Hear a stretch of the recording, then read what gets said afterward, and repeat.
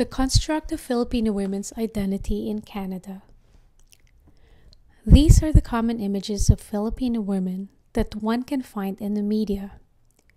Filipino dating, beauty queens, nurses, service industry workers, and caregivers.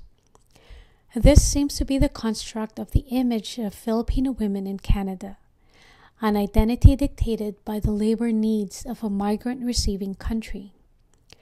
How did this come about? Globalization and the feminization of migrant labor has brought about changes to the traditional roles of Filipino women.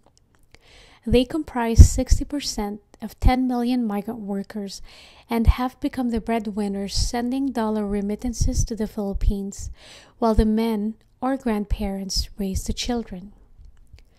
In the ancient past, Filipino women were highly regarded as priestesses, tribal leaders, and warriors, but the Spanish conquistadores reversed women's roles. 3 centuries later, they joined the revolution and led the armies to defeat the colonizers. Under the U.S. imperialists, the women worked in plantations, factories, and joined strikes to fight for their labor rights, while petty bourgeois women joined the suffragette movement. 1970s marked the economic and political instability which led the workers to migrate. The Philippine government implemented the Labor Export Program and facilitated the export of human labor. The first wave of Filipino migrants came to Canada during this time as doctors, nurses, and other healthcare workers, as immigrants with their education accredited. In Manitoba, the women manufactured garments in the textile industry.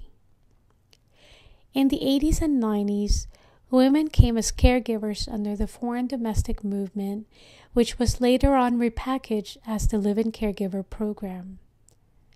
They hold a temporary work permit for one employer at a time, work and live in their employer's home for 24 months. Upon completing this requirement, they can apply for permanent residency and be reunited with their family. According to the Gates research in 2013, the women faced violation of labor and human rights, immigration and settlement difficulties. They were vulnerable to abuse such as below minimum wages, long hours with no overtime pay, emotional and economic abuse, isolation, and sexual advances. Fear of reprisal forces them to keep silent so as not to jeopardize immigration status. They also endure long periods of separation from their family. And the research found that after 10 years of being permanent residents, most of the women shifted to work in healthcare, factory work, customer service, or hotel and food industry.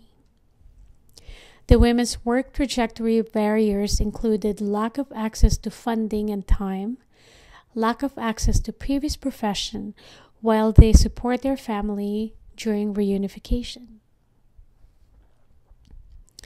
With the recent program changes announced by Immigration Minister Chris Alexander in October 2014, the live-in requirement is now optional, a change that the women and communities lobbied for 20 years.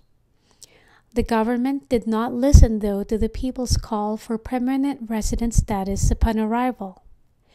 The women will still hold a temporary work permit, which still renders them vulnerable to abuse, and with a cap of 2,700 permanent residents each year, most of the women will risk deportation. The gradual change in migration over the decades has shaped the image of Filipino women. The stereotype has shifted from immigrant women working as professionals to temporary workers such as caregivers. Limited access to permanent residency and lack of accreditation to profession only perpetuates the stereotype and vulnerability of Filipino women. Canadian women are able to contribute to the economy, while these caregivers look after their children and elderly. The issues of the caregiver program gravely impacts our women, our community, Canadian women and their household, and the broader society.